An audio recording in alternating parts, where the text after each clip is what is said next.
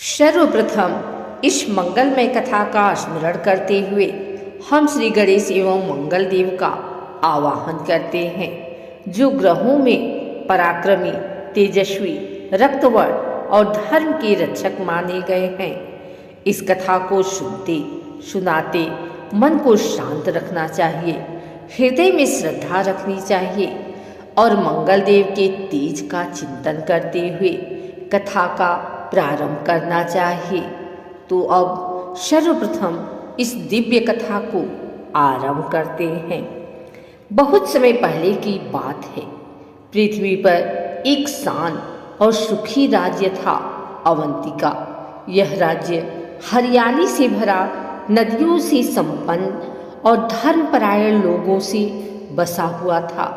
इस राज्य में रहने वाला एक युवक था, धवल। धवल अपनी सच्चाई, मेहनत और सरलता के लिए पूरे नगर में प्रसिद्ध था। लेकिन उसकी एक समस्या थी, जिस काम में हाथ लगाता वह बिगड़ जाता। किसी व्यापार में कदम रखता तो घाटा, किसी नए कार्य का संकल्प करता तो अचानक बाधा, कभी बीमारी, कभी धन हानि, कभी ऐसा कि लोग बिना कारण उसके प्रति क्रोधित हो जाते। लोग कहते थे, धवल पर मंगल की दृष्टि असंतुष्ट है, उसके ग्रह अनुकूल नहीं है। पर धवल इन सब के बावजूद अपने पवित्र कर और सच्ची स्वभाव से कभी पीछे नहीं हटा। धवल की माता देवकी अत्यंत धार्मिक और ज्योतिष की ज्ञाता थी। उन्होंने एक दिन अपने पुत्र से कहा, बेटा, तुम्हारे जीवन में जो बाधाएं आ रही हैं वह केवल परिश्रम से नहीं हटेंगी। तुम्हें मंगलदेव की शरण में जाना होगा। ग्रहों में मंगलदेव वीरता के प्रतीक हैं और जब वह कृपा कर देते हैं तो कठिन से कठिन दिक्कतें दूर हो जाती हैं। धवल ने नमन करते हुए कहा, माँ, मैं तैयार हूँ, बस मुझे मार्ग दिखाइए। देवकी ने उसे बताया कि दूर जंगल के भीतर मंगल तीर्थ नाम का एक प्राचीन स्थान है, जहाँ एक सिद्ध मुनि अत्रि ऋषि के शिष्य महर्षि गालव तपस्या करते हैं। वही मंगल देव के प्रिय साधक हैं। उनके निर्देश से मंगल देव की कृपा प्राप्त हो सकती है। धवल ने संकल्प लिया और अगले ही दिन पर्वतों की ओर निकल पड़ा। घने जंगलों, गहरे नदियों और ऊंचे पर्वतों से गुजरते हुए धवल 5 दिनों की यात्रा करके मंगल तीर्थ पहुंचा। तीर्थ के पास पहुंचते ही एक शक्तिशाली लालाभा वातावरण में फैली हुई प्रतीत हुई। शिवलिंग पर रक्त चंदन का चढ़ावा, कहीं दीपों की पंक्ति और हवा में गूंजता मंत्र, ओम क्राम क्रीम क्रौश भौमाय नमः। मंगल देव का यह स्थान अद्भुत था। धवल ने आश्रम ढूंढकर महर्षि गालव को प्रणाम किया। गालव मुनि ने धवल को देखते ही कहा, वत्स, तुम्हारी कुंडली में मंगल प्रबल है, पर वह क्रोध में है, असंतुष्ट है।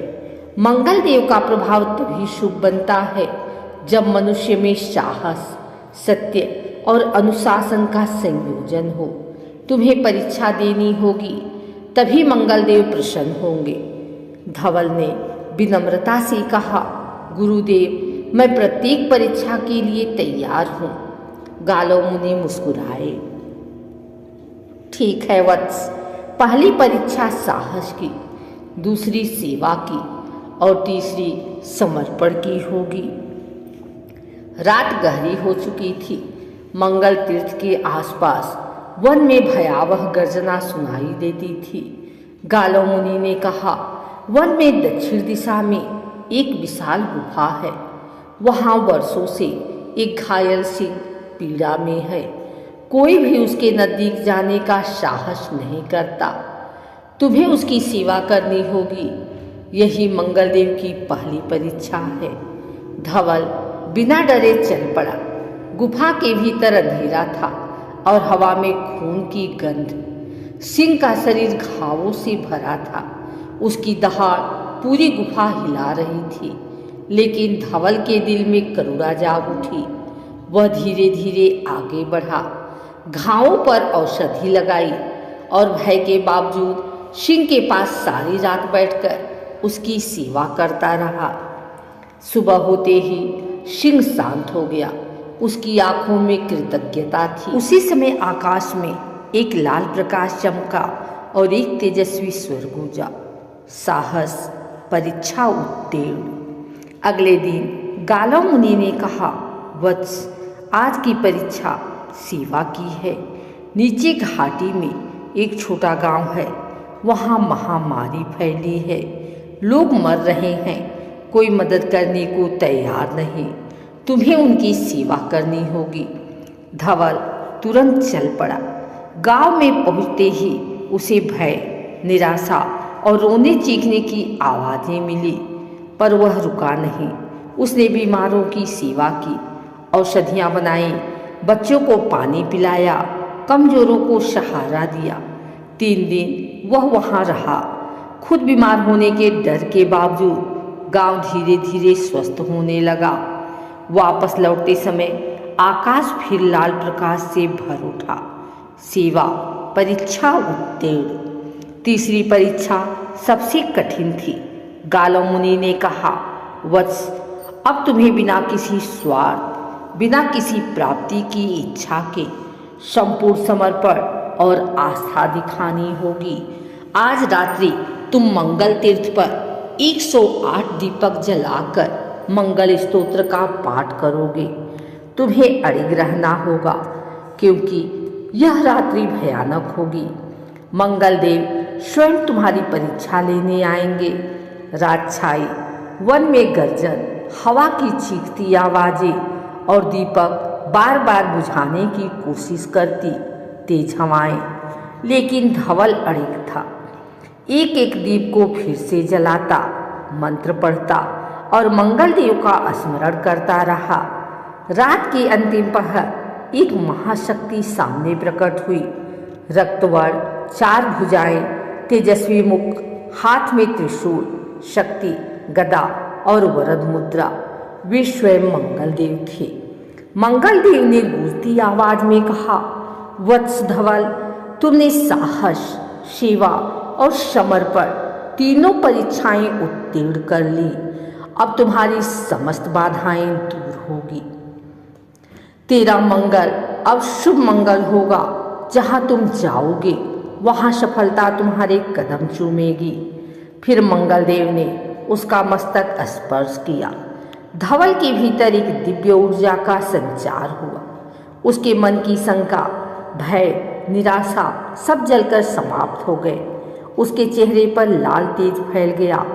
मंगल देव ने आगे कहा, जब भी तुम्हें कठिनाई आए मंत्र जपना, ओम क्राम क्रीम क्रो शह भौमाय नमः।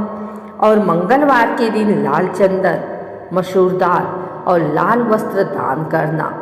तुम्हें सदैव मेरी कृपा प्राप्त होगी। धवल जब वापस अपने नगर लौटा तो उसका जीवन पूर्णतः बदल गया। जहाँ पहले बाधा थी, अब वहाँ सफलता थी। जहाँ लोग उसे गलत समझते थे, अब वहीं लोग सम्मान देने लगे। उसने व्यापार शुरू किया और सफल हुआ। बीमारों की सेवा जारी रखी, सब उसका आदर करने लगे। उसकी माता आनंद से भर उठी। धवल ने मंगल देव के नाम पर एक विशाल मंदिर बनवाया, जहाँ लोग दूर दूर से अपनी समस्याएं हल करवाने आते थे। और इस प्रकार धवल अपने नगर का सेवक, मार्गदर्शक और महात्मा बन गया। जो भी श्रद्धा और भक्ति से मंगल देव और उनके भक्त धवल की यह कथा सुनता है, उसके जीवन से संकट दूर होते हैं, कर्ज कम होता है, शत्रु शांत होते हैं, कोर्ट कचहरी के झगड़े समाप्त होते हैं और मंगल देव की कृपा से मान सम्मान, साहस और सफलता मिलती है। मंगल देव की जय। मंगल भगवान मंगल करें।